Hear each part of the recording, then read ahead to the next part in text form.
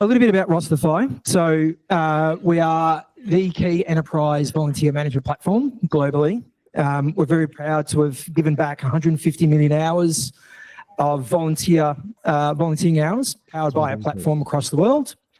We operate in 35 countries globally. We have a Capterra rating of 4.5 out of 5. And we pledge 1% commitment to give back through volunteering as well. So we're very proud of our work. We work with some amazing customers around the world. And it's an exciting journey for us at the moment. We're growing and scaling. Some of our customers here around the world, FIFA, Vinnie's, Napcan. We're very proud to work with some amazing brands. And they're helping us grow on our journey as we are with them as well.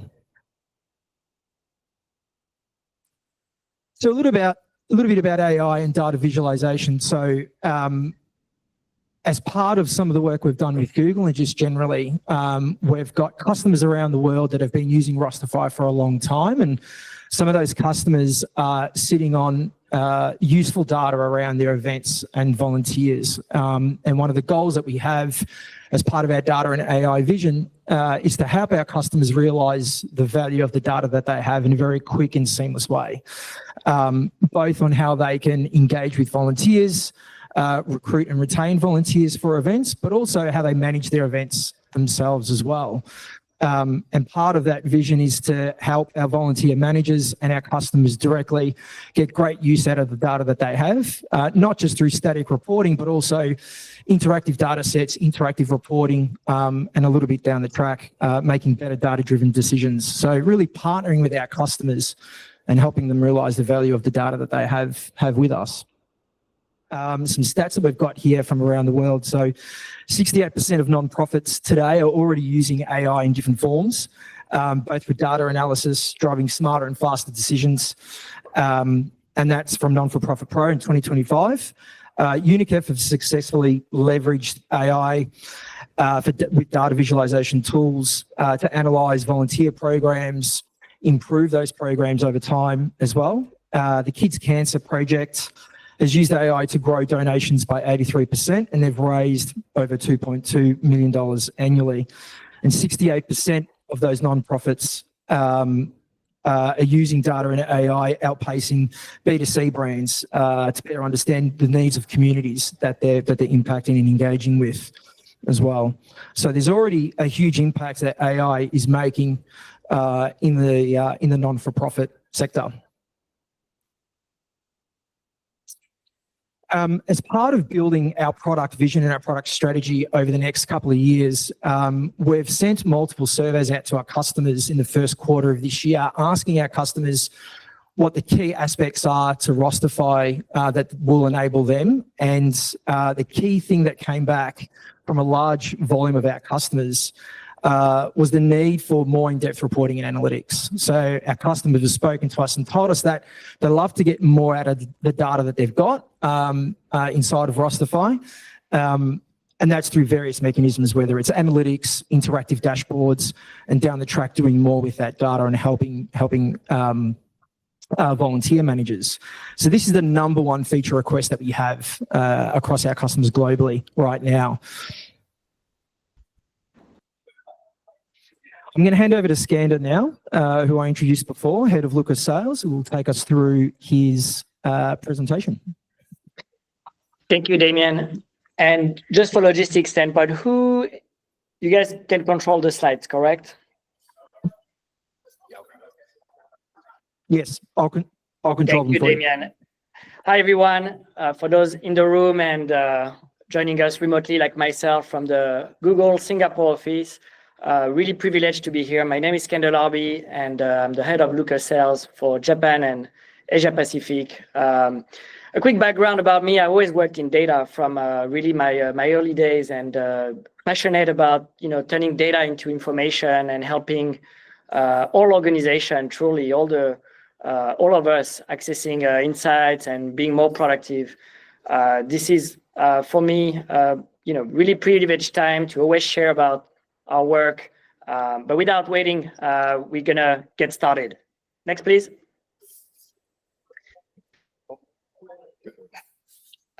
Perfect. Like a slow next. Perfect. That one was the perfect next.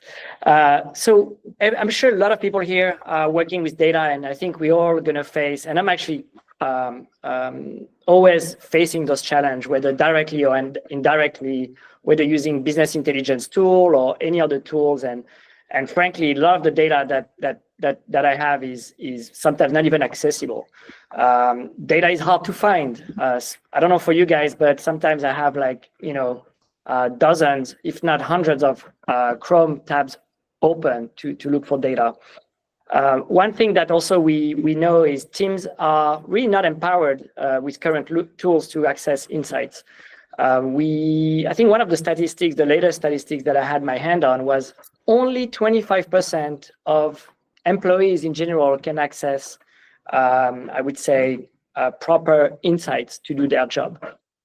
And the other ones is, of course, the tooling. Like things have changed tremendously, but we still have access to some of those of legacy tool. And I'm sure you know what are those tools. Those are the ones that are, slow, and the capabilities and even the UI UX is not where it should be. And lastly, the collaboration.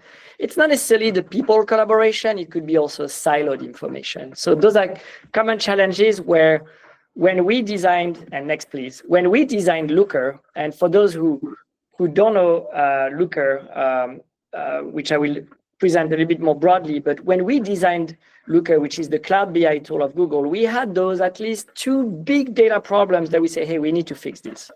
First of all, on the left, we thought and we designed Looker to prevent the bottleneck. The bottleneck is, this guy in the company, the analyst, or the guy who has access to the BI tool, and we are like, hey, can you change this report by country? And then someone else said, no, I don't want it by country. I want it by client. And we call those the bottleneck. Is this person or this group of person who are literally like, have to do all these ad hoc queries or writing queries for you or design ad hoc dashboards. So that's really like a huge problem in organization that costs you time. And this is true not just for internal analytics. This is also true for external facing application like Rosterfy is building to empower organizations. So this is something that really we focused on.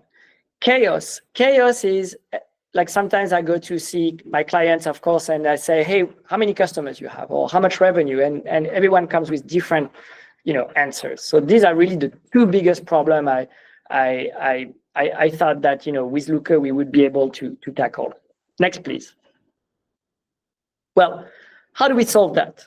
Well, the way we thought about solving it is, first of all, to think about data as every databases or every data platform is not properly governed. It's been designed in a way where it doesn't have a good, I would say, semantic. It doesn't have a good terminology. If you go to a database, you have all those complex column names and, it's not really fitted for business. So we created a business dictionary.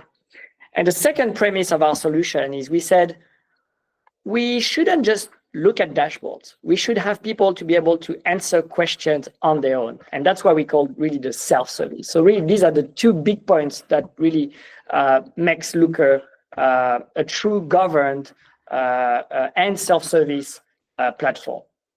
Next, please. Now, you all know Google. We powered I think 9 products with over 1 billion users, and designing Looker and the next phase of Looker is literally to make Looker as easy as searching anything for our day-to-day, but making it as easy to search on our enterprise data. So the way Looker is designed is really to be able to access information through multiple channels, whether it's like your BI, your dashboard, but also it could be in your WhatsApp, in your chat, in your Google chat. We really try to design Looker in a way that enterprise information will be accessible universally. Next, please. So for those in the room and remotely who don't know Looker, Looker was founded in 2012 in Santa Cruz, California. A fun fact about Looker is it was co-founded by one of the co-founders was actually Mark Randolph, one of the Netflix co-founder.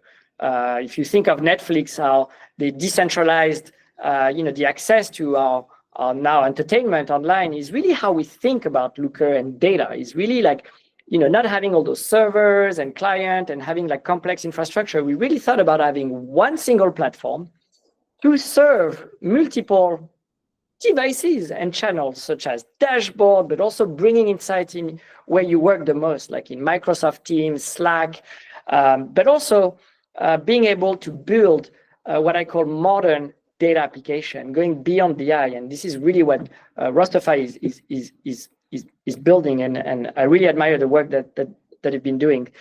So again, thank you, Rosterfy, to having us today. Next, please.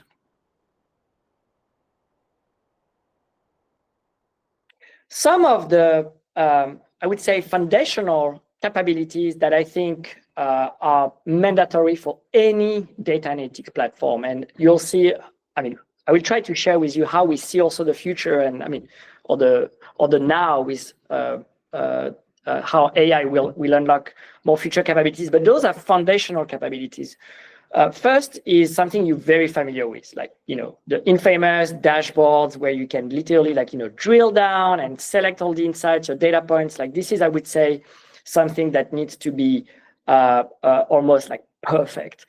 Second, exploration. In my opinion, the dashboard is just a photo of the data. It just gives you like a status.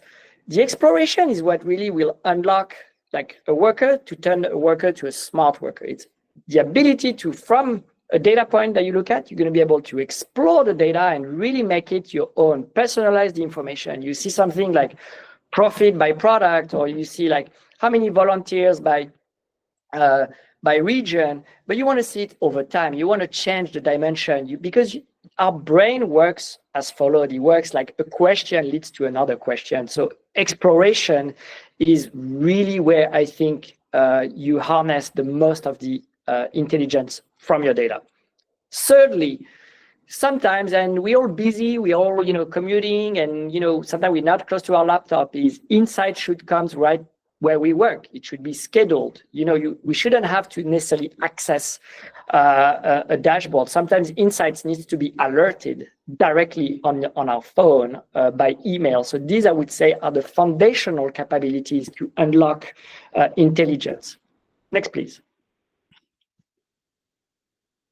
These are some examples on use cases, and we didn't want to flash all the customers logo, but couple use cases on beyond marketing analytics, financial analytics, and product analytics. And this is, for example, something that we care obviously at Google when we, for example, provide Chromebooks to students, is how we can, for example, predict student outcomes, how we can better use insights from students' engagement, the teacher effectiveness.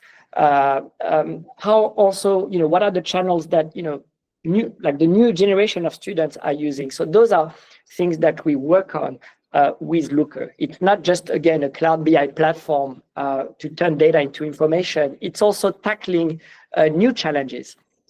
Government and agencies are working with us, for example, to understand and predict where roads are more dangerous. Data is not just about sales performance and solving revenue per se, and monetizing data systematically, trying to solve bigger problems and serve the community.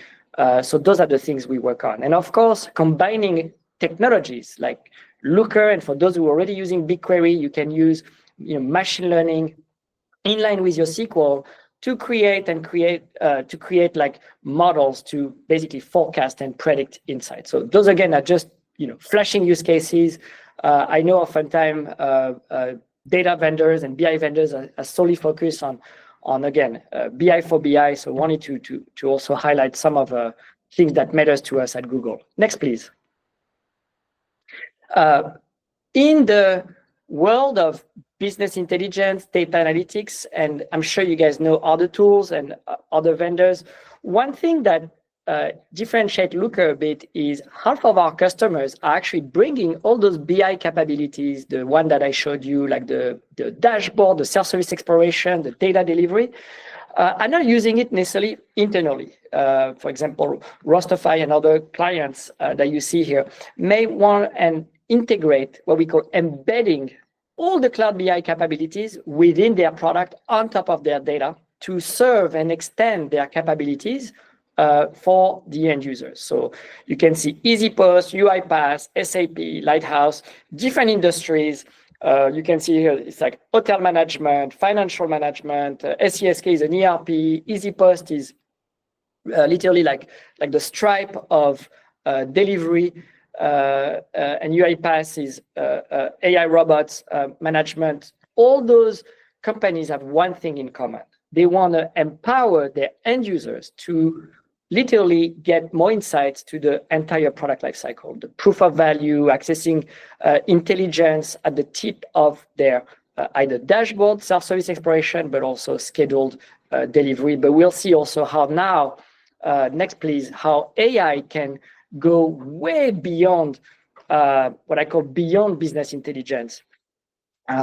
For those, I've been working in data for so long that I know those mainframe very well. It used to be a time where we used to do data analytics. It would take us like between 8 hours to weeks. We were running some script to get a little bit of data and get some intelligence. And that was, we were sometimes celebrating at the end of the week. I'm like, oh, wow, the script is successful or not. And we were getting a little bit of intelligence to make a greater case in order to improve our business. Of course, nowadays, business intelligence is more real time and it's almost commoditized. However, it's commoditized only for a certain cohort of people who have the luxury of sitting at a desk like myself, accessing my laptop and opening my dashboards. Where I see AI unlocking insights is where we're going to be to put insights and data intelligence in the hand of people who don't necessarily know how to write SQL, people who don't necessarily know how to write, multi-scale analysis with complex line chart and complex scales. And I think AI will unlock basically human language to unlock intelligence on top of enterprise data. And this is what at Google and Looker, we are committed. Next, please. This is just a quick demo on what we think of, some of the natural interaction. And I know you guys are already familiar with those type of natural language query, but it's also using and utilizing AI. For example, when I say, show me the top Airbnb in France, using AI to understand what do I mean by top Airbnb, and having the AI, delegating to the AI that, oh, Skander means top by top reviews or by top location. And this is really the power of AI that we try to unlock for all our end users. Next, please. Beyond, and that's what I was really trying to imply here, beyond working on our desk, we are going to be focusing on unlocking insights where you work the most. And this is something I'm fascinated about, is having a WhatsApp integration with our API that will unlock, for example, having a BI and data science concierge on WhatsApp, like literally chatting with what I used to call the bottleneck, but not having this bottleneck anymore. So imagine being like, hey, what are my, where are my most productive volunteer? Where is my most active event?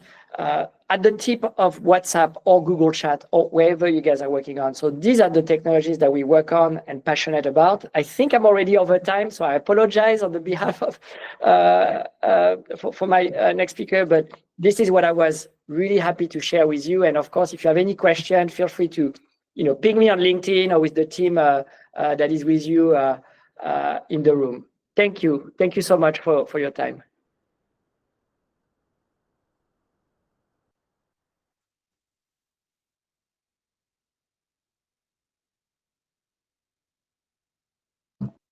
And Damian, I think you guys are muted in the room. Thank you, Skander, for the presentation. Appreciate it. As an extension to what Skander's shared with us, I'm going to take us through now some of the work we've done with Google over the first quarter and a half of this year. So part of the data and AI vision we have at Rosterfy is allowing our customers to unlock the value of the data that they have through an integration, a partnership, and an enablement with Google's technology. This vision that we have is broken up into 4 phases, and phase 1 essentially is around the data and analytics piece. So we have volunteer managers today who are either pulling data out of Rosterfy into their own environment, their own ecosystem, building their own reports and trying to get a hold of their own analytics. Or they're coming to Rosterfy and they're asking us to build reports for them. Part of our vision is to unlock and restructure the data that they have, the Rosterfy data that they have, and then allow an analytics and visualization platform like Looker that's embedded within Rosterfy, and then give our customers interactive dashboards, interactive reports in a very self-service mechanism where they can gain insights and make data-driven decisions on demand. So it could be in a lead up to an event, or it could be throughout the life cycle of an event that's in motion. But what really excites me about our vision is this is really the tip of the iceberg. So the investment in Google is not just about Looker, but it's about what's under the hood and the whole Google ecosystem. So Skander talked a little bit about BigQuery, but as part of that, a lot of the Google tooling, Vertex AI, you heard about BigQuery. The next phase after analytics is all around scaling with intelligence and building AI capability within our volunteer management platform, and moving towards a vision where we can help you predict what's going to happen at the next event, or help automate with intelligence the life of a volunteer manager so they can keep volunteers engaged, help events run more smoothly for those events that are coming up in the future. So today's very much around reporting, analytics, insights, and unlocking value super quickly with your data, and then extending and investing in that Google ecosystem where we can scale with intelligence and build that capability inside of our technology for our customers and also our volunteers. So what we embarked on in January was a proof of concept to prove out the capability and the technology of Looker as a visualization reporting tool that is going to be embedded inside of Rosterfy. So what I've got here is some of the key use cases that we spoke to customers about to really understand what type of data customers are trying to pull out of Rosterfy and what's really important to them with some of those events. So some of those use cases were centered around events, running analysis on shifts, looking at performance and changes over time, leaderboard analysis for volunteers, so engagement with volunteers, volunteer training and journey analysis and understanding engagement and where volunteers are in their journeys with Rosterfy, and also tangible impact that our customers, they want to be able to put data and analytics to the impact that they're having on the community. So whether it's trees planted or tons of garbage that are collected or money saved, how do they pull that data together really, really quickly and showcase that inside the organization and then make decisions in real time based on the data that they have? So a lot of the reporting and the dashboarding that we built inside of Looker were built on some of these case studies. So the next couple of slides, I've just got some screen captures of what we built inside of Looker. So the first screen capture here is really centered around event shift analysis. So at a holistic level, the dashboard that you're seeing here is data that's correlated over a 12-month period that shows the amount of events that you have, shifts that have been organized over a monthly basis, and you have the ability to be able to interact on at every month to understand shifts that have been organized and the attendance rates of those shifts as well. So when we talk about volunteer engagement, we're able to pull data out quite quickly and imagine our volunteer managers being able to interact with this data inside of Looker, share this data quite easily with other colleagues inside the organization, or easily adjust the dashboard and pull in other data sets as well without having to write queries or ask a technology department to go build reports. This next dashboard that we built was centered around journey analysis for volunteers. So inside of Rosterfy, you can build multiple journeys that volunteers go through in order to reach a certain outcome.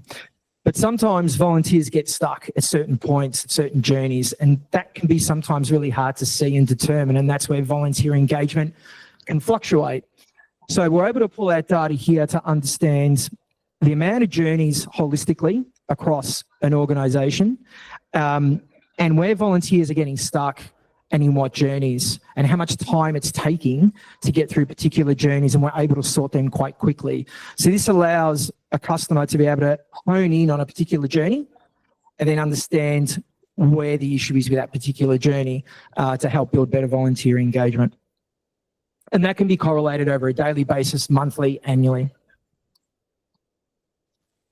We talked about tangible impact. And this one's critically important for quite a few customers. So this dashboard correlates data over a long period of time. I think this was over 2 years, where we're able to filter data based on trees planted, garbage collection, money saved. So this particular report takes us through to the total trees planted over the course of a year.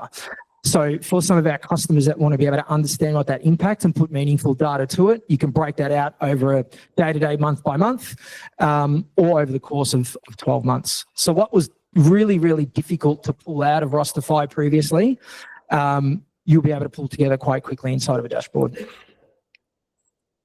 And from a gamification perspective, keeping volunteers engaged when it comes to attending shifts, checking into shifts, we built a leaderboard here for volunteers, for our customers to understand who the top performing volunteers are inside of an organisation by understanding different levels of engagement as well. My time is almost up, so I'm gonna move through this as quickly as I can. Now I've got a pre-recorded demonstration here of conversational AI, agentic AI, that I'd like to take you through. So I'm just going to hit play and enjoy the show. Part of our analytics and AI vision at Rosterfy is to give our customers the capability to be able to extract valuable information out of their data very, very quickly. I've got 3 agentic AI agents that I've created. I'm going to click on the event shift agents that I've created to explore data within this data set.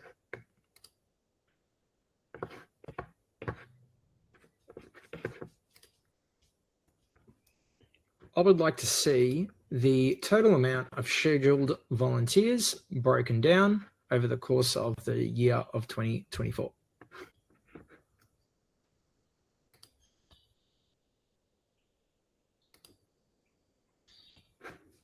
Now I have my line chart and I can see month by month the total scheduled volunteers.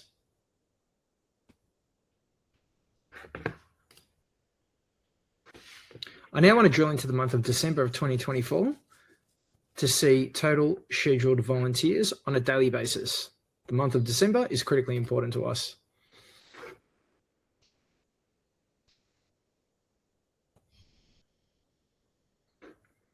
And now I've drilled into the month of December and I can see total scheduled volunteers per day. I now want to correlate attendance data per day. So I'm going to ask, can you add total attended volunteers to the result and add to my chart?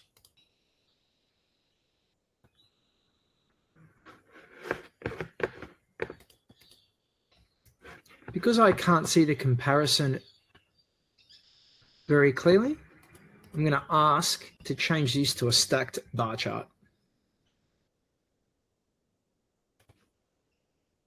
Through the power of agentic AI, I can now analyze every day of December.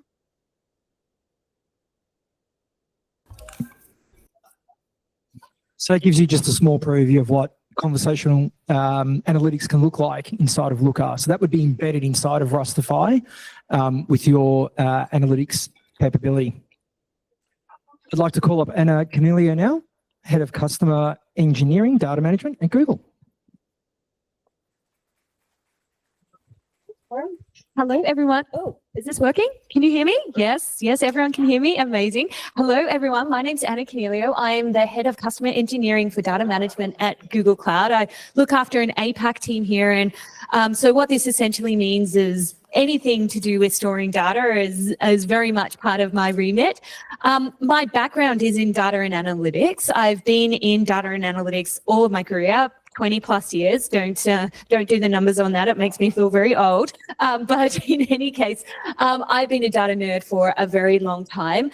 I wanted to share with you some insights from the work that I've done with customers. So obviously, if you can imagine my role across APAC, I work with all sorts of customers from the largest of enterprises all the way through to the smallest startups. So having been in data for a really long time, I've been in the really fortunate position to get a great cross-section of what customers are doing to be successful with data and what are some of the pitfalls. So I wanted to share with you my top 3 tips today.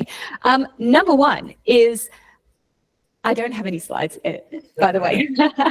So number 1 is, from my experience, there's no correlation between being successful with data and the size of your data team, right? So there is this perception that you can only be great with data, you can only be a data-driven organization if you have a large team to prepare that data for you and to do, all the manipulation.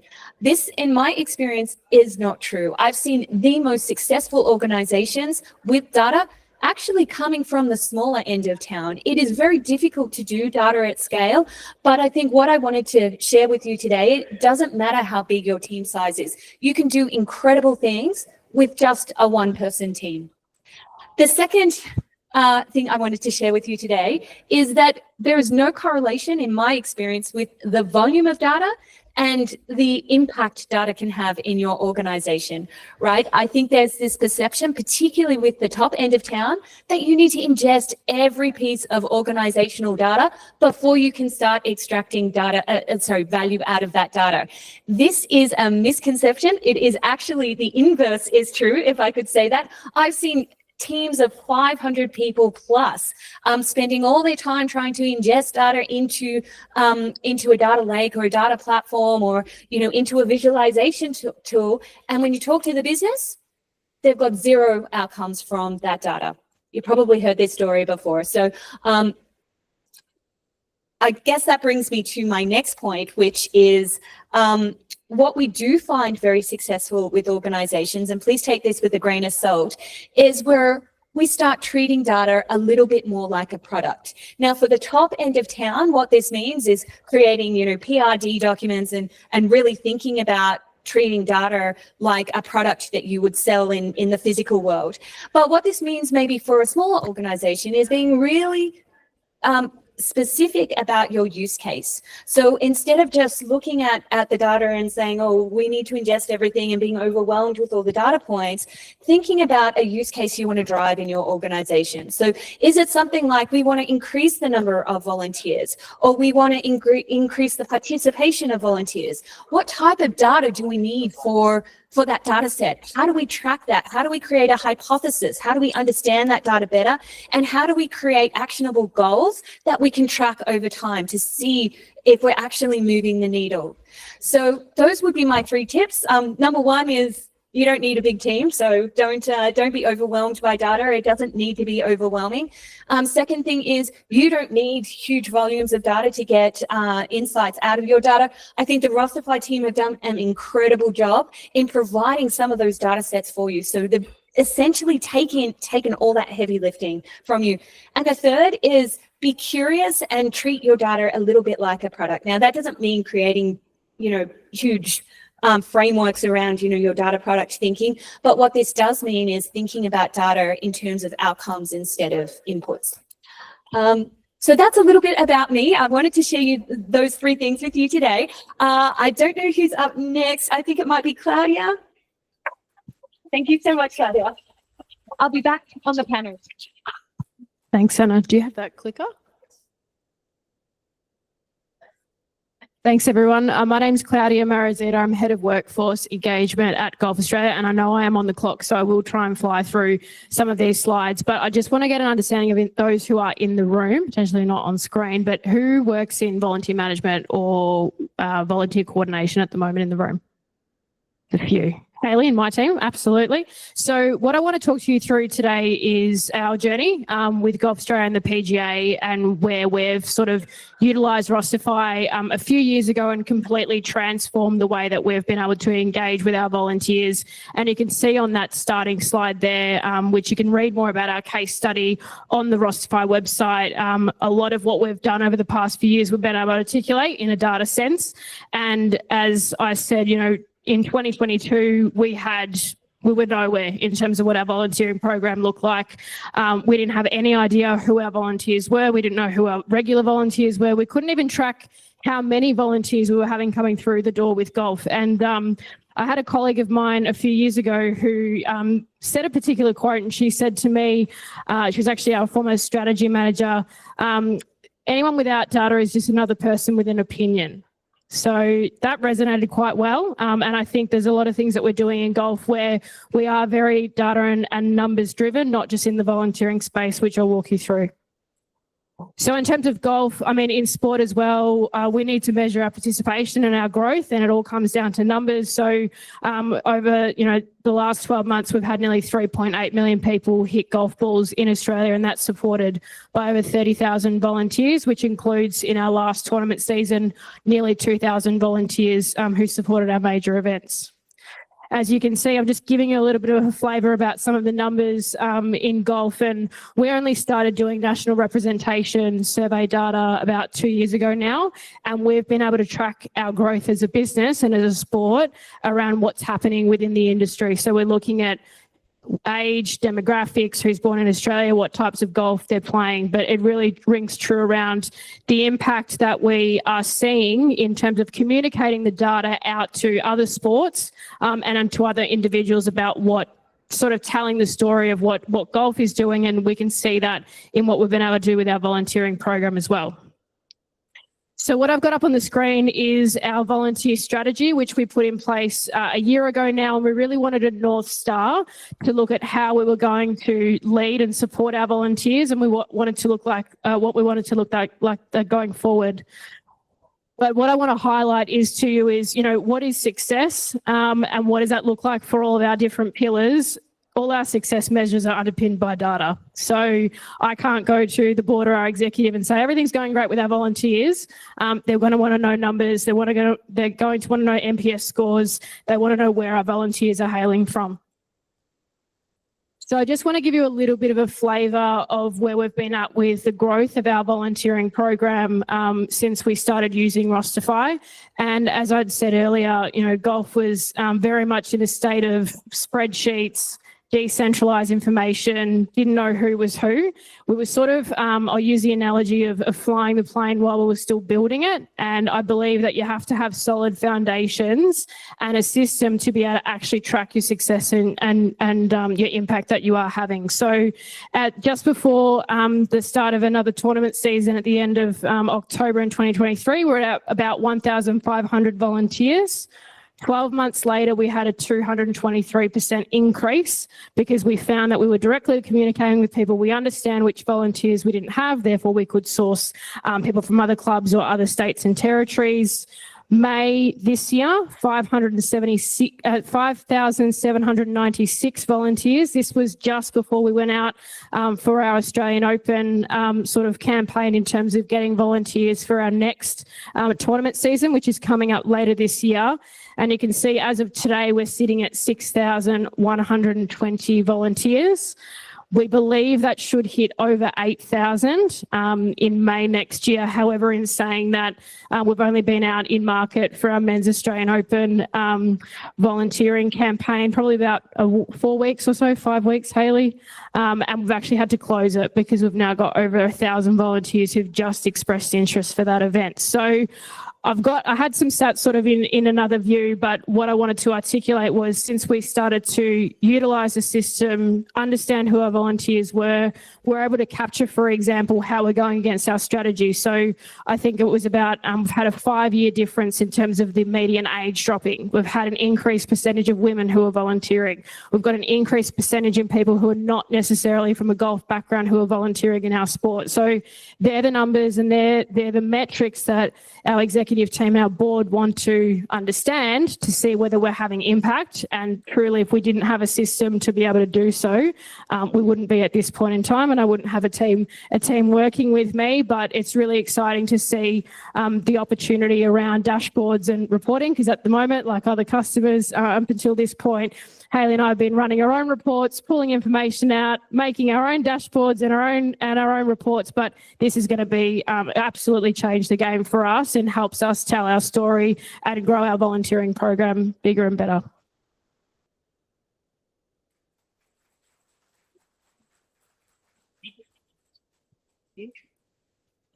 Amazing. Thank you very much.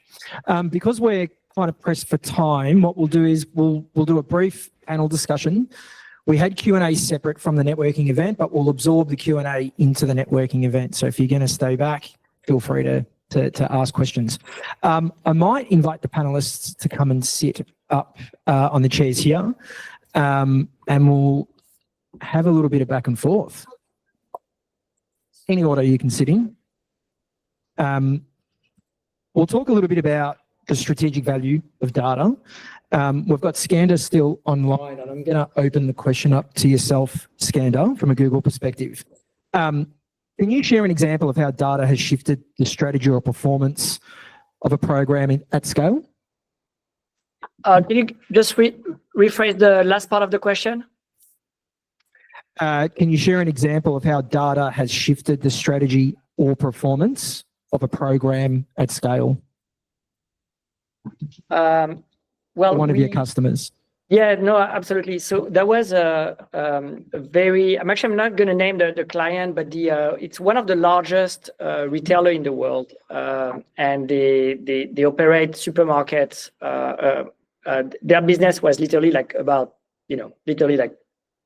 being the best supermarket in the world in a way, and their ecosystem, like all the CPGs, like the Unilever, Mars, and Procter & Gamble, and really like all the ecosystem were asking them data, like, hey, send us the performance of, how much laundry we sold. Tell us about our competitors, like all the other questions that was nurturing value for the CPGs, but not necessarily nurturing value for this supermarket brand. And when they approached us, they were really about saying like how we can productize data. I think you used the same terminology. I think I heard the term Anna also mentioned, like treating data as a product. And this is really what was the cornerstone of their strategy, was treating data as a product. And the day they shifted their mindset from data to treating data as a product, they started to be changing the relationship with these CPGs. So what the supermarket company did is they productized their data by SKU. They say, hey, we have competitive data, we have sales trend, we have distributor insights. So they were really not talking in terms of dashboard. They were really expressing the themes of insights they're going to unlock for their partners, ecosystems, suppliers, and distributors. And believe it or not, but 5-6 years later, they turned this data product business into a $200 million AR business, and they became almost like a SaaS. They created an entity that is a SaaS company. And when we talk about data monetization, it's not just pure, I would say, direct monetization where they just make money off this data. They also unlock a huge amount of value for their partners and distributors, to have better branding positioning, better inventory management, better forecasting, better demand forecast. I know that was a long use case. I hope I articulated fairly clearly, but really echoing what Anna said around treating data as a product, turning it as an asset, not just to monetize it, but also to increase collaboration with your partners and suppliers. That was really the key to unlock value. Amazing. Thank you, Skander. Thank you, Damian. And staying on that topic for our panelists in the room, for senior leaders that are managing volunteer programs manually or managing programs in other industries manually, from a risk management perspective, what's the biggest risk for them not investing in a data strategy? Yeah, I think there's probably two things. I'll go back to the quote that I said around, anyone who doesn't have data is just another person with an opinion. So if you really want to try and build a case around resourcing, commitment, investment from an organisation, having something that's concrete and measurable is probably going to make those conversations a lot easier. But also to be able to actually grow and have an impactful program or project or whatever you're doing, you need to have, again, that solid foundation and that solid base. If you don't have that, it's really hard to grow and make meaningful impact. So I think that would be a risk. If you're, again, building the plane as you're flying it, it makes it a lot more challenging to sort of have a plan, be able to pick milestones, be able to see how you're progressing if you just don't invest early on. And I don't think having spreadsheets or paper and a system that you don't have, which is able to centralize things, is going to help that cause. Thank you. Oh, so a +1 everything that Claudia just said. But, I think if you don't have data, you don't really understand your business. So if you find that your volunteers are dropping, you have no way other than going and speaking to every one of your volunteers to understand any more information about that. It's really, really difficult. So I think, whether you're in my business, whether you're, a part of the ASX top 20, whether you're a volunteer business, if you're not using data, I would question, do you really understand your business and your drivers? Thank you. When we talk about insights to action, Claudia, with Golf Australia, was there a particular turning point that you can think about that caused the shift to invest and become a data-driven organisation, and what was that turning point? Yeah, absolutely. So I think it was actually circumstantial in terms of an executive team who came in and who was challenged to grow the sport and thinking about getting better, not only within the workforce or the volunteering space, but as I'd mentioned, we're now doing national representation research every quarter, and we've done that over a period of 2 years now.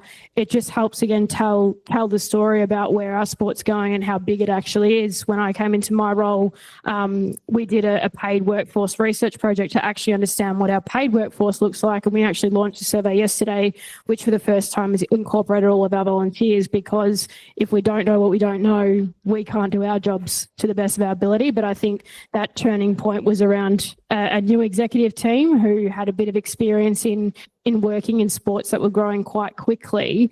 And it also shows us where we can invest our resources and where we need to invest our time. And I know our board is very data-driven heavy, which is good, and it keeps us accountable. But as I said, and for me and my team, it helps us understand where we're actually at and sort of what we need to do next. Fantastic. And just sticking with Golf Australia as part of that topic, having a data strategy and technology can be very overwhelming for organisations. Do you have any advice on any low-hanging fruit or shorter barrier to entry to try and get started in this space? Yeah, absolutely. So if you do have a strategic plan or a strategy for your area of your business, use that as a starting point and really think about the key metrics that are going to be easy for you to measure as a starting point. So for us, it was how many volunteers do we actually have? It's demographic information, it's gender, who's coming back, what do NPS scores look like? I'm sure we can get quite intricate in some of our data metrics going forward, but it's just what can you measure quickly that's going to be able to show the impact that you're having quite quickly, if that makes sense. It does. Anna, we'll finish the panel discussion with one last question. When we're talking about trying to get investment over the line, talking about a plan, talking about the importance of having a data strategy, all that encompassing, how important is actually storytelling and turning all this into a compelling story for stakeholders and leaders? Yeah, it's super important. And I think it's one of those critical skills. Just as a side note, I'm on a board at a school, right? An independent girls' school. And we're looking at, in this new world of AI, where the future of work may look a little bit different. What are the skills that we need to teach, the younger generation? And things like critical thinking, storytelling, a lot of those human elements really come to the surface and to the forefront. And I think it's, even for someone like me who's a little bit older, it becomes really important to be able to have these human skills. And so I think storytelling is one part of it, but I think combining storytelling with data-driven insights is, it's the killer combination, right? So as an example, if you find that there's a problem, say, for example, in your organization where employee retention has decreased, right? So you can say, employee retention has increased. So by how much? So you can say by 15%. But that actually doesn't wrap it in a story that's memorable. What might be better, and I think where storytelling comes in, is being able to provide context to that data point. So a different way of articulating a similar message would be to say, maybe of all of our new starters, 50% of them churned within 6 months, right? And what we found in the exit survey was that 60% cited poor engagement from their manager, or, poor conditions in the workplace, or something like that. And so what that does is it provides something memorable. People can think about, their experience onboarding, their experiences and as someone that's starting, but it also makes it memorable, right? It makes it something that people can remember, other than just, employee retention dropped by 15%. So I think the two in combination just make it a killer. And I think the opposite is true. If you're just telling stories without providing the data to back them up, that's also a terrible thing. If you say, my sales decreased this quarter, awesome. By how much, right? So I think we need to be really careful about, this art of combining the two together. Absolutely. They both go hand in hand. Thank you. I'd like to thank our panelists for the panel discussion. Thank you very much. Appreciate the time that you've spent and sharing your insights and your presentations with the group. We are going to spend 5 minutes doing a Q&A, actually. So we will open up with questions from the crowd. Anna, at Google, do you guys provide data sets to complement? I was thinking about the golf example, where that might be a good example. Like historically, how many golf kids turned up? What was the weather doing on the day? Yes. Do you guys have that in the library of data that you find with your own data? Yeah, that's a brilliant question. So we certainly have APIs that we can connect to that will provide some of that information.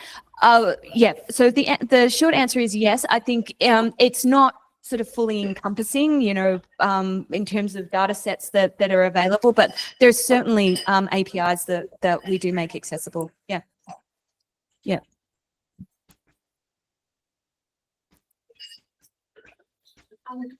My name is Claudia. It's mainly around data. So yes, data. Is it okay? Okay. Data is really important for us to leverage the benefits that AI gives. But Anna, as per your experience, where do you see organizations? I'm not talking about big organizations, but in general, be it in retail or across the board, how many organizations are really ready with their data? Because it's not having data, volumes of data, but having the correct data in the correct format with the correct data integrity. So what do you think is the readiness for organizations to embrace AI? Yeah, it's such a great question. I think, 2.5 years ago, when, I think we entered this AI bubble, like a lot of organizations wanted to have the conversation, I've used AI in my personal life. How do I bring that to the enterprise? And what we found was very quickly that conversation pivoted to, well, where is your data? Do you have your data set ready? So I think that it's like a very pertinent conversation. And I think I come back to my second point that I spoke about before. It's not about volumes. It's not about ingesting everything and having everything in a perfect format and a perfect structure. I think what is a better approach and where I've seen a lot more success is as you're thinking about your AI use cases and what impact that will have on your organization, to work backwards from what you need from a data perspective, right? Because what you might find is that you don't need to ingest every piece of data in your organization. Perhaps you only need to ingest and govern 3 data sets, right? To bring that in to sort of create an MVP or whatever you want to call it, a minimum viable product for your use case. And so I think the data becomes really important, but I want to move away from this whole idea that we need to ingest every piece of data in our organization to be able to get the value out of data. What you can do is you can start small, but the data needs to be governed. You know, you need to be able to trust that data. The other thing I find with organizations, if you're running reports, you don't trust your data, there is no way you should give that data to any AI. You shouldn't train your models on that data. You certainly shouldn't put it into any conversational analytics platform. And this is why I love what the Rosterfy team have built here, is because they've taken a lot of that heavy lifting away from you as a consumer, right? So they've done all the preparation of the data. They've thought about the use cases. What you might not notice about the visualizations that we saw before, they've actually put a lot of thought into how the data should be visualized. There's a lot of science that goes into how the brain visualizes charts, right? And so the thinking's already been done for you. And I think that's really powerful. It's a really great way to get started. So I think you're right. Absolutely. When we think about AI, we need to think about, you know, the integrity of the data. It becomes really important, but we don't need to boil the ocean. Thank you. I think it's a really good point, right? You know, you could do hundreds and thousands of things, but at least identifying what are your top use cases, getting started and getting small. Absolutely. Yeah. Thank you. Quick wins. I can do that.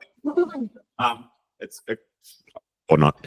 A question for Claudia. So I'm just interested to understand the extent to which those data-driven conversations have moved into your board conversations, because you're externally governed, and the extent to which that has been used to then drive investment in your data strategy, or is this all sitting inside of the executive and operational part of the business?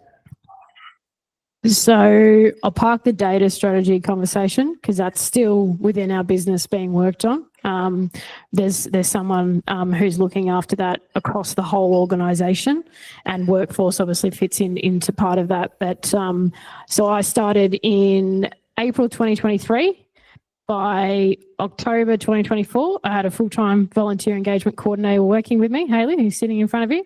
And I've found that since being able to explain the impact of our volunteering program, it's given our team more of a seat at the table. We're going through a new strategy refresh for our industry at this point in time. I've been told that there's going to be a workforce pillar in our strategy, and I truly think that part of that hasn't just been because I like to have a chat with different people that can present and talk through different things, but if there wasn't the cut through with the data point, I probably wouldn't have got to this period of time. So we were able to articulate to our executive that last year with our tournament season, there was over 40,000 hours completed by volunteers, and at a minimum wage that equates to nearly $1 million.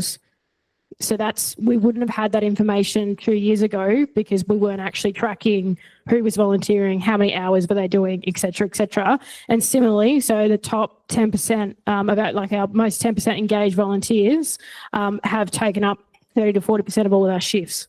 So this is how can we keep investing in these people, which could be through, for example, the survey that we've launched yesterday to understand how do they want to be recognised. So it's sort of a bit of a cycle, but I'm still working on, as an organisation, we're still working through that data strategy piece from an overarching perspective, but genuinely 2 years ago, we were nowhere in this space. It was just probably circumstantial that there was an executive team who backed the staff in to sort of get a bit smarter about how we were working. But I think to the point around what Anna made, like that storytelling component is so important, but you need to have grounds to actually support what you're saying, because you can say, golf's this amazing sport. We've now actually been able to articulate how big our workforce is, but in terms of sport and entertainment in this country, we're probably one of the biggest, and we weren't able to articulate that before. So maybe in this room, people are quite surprised that with the volunteers and the paid staff that we've got, golf generates over 70,000, I guess, working jobs or volunteer jobs every year. So hopefully, like even me saying those statistics is having a bit of impact there. So hopefully that answers your question. It does. Thank you.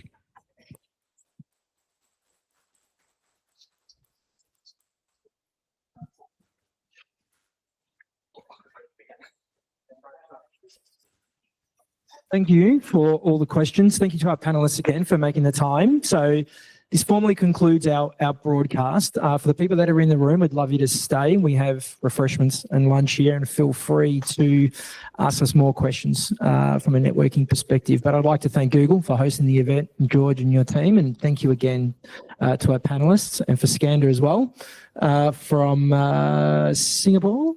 I think you're in Singapore? Yeah. I'm in Singapore. Thank you, everyone. Have a nice lunch. Thank you very much. Thanks again. Thank you.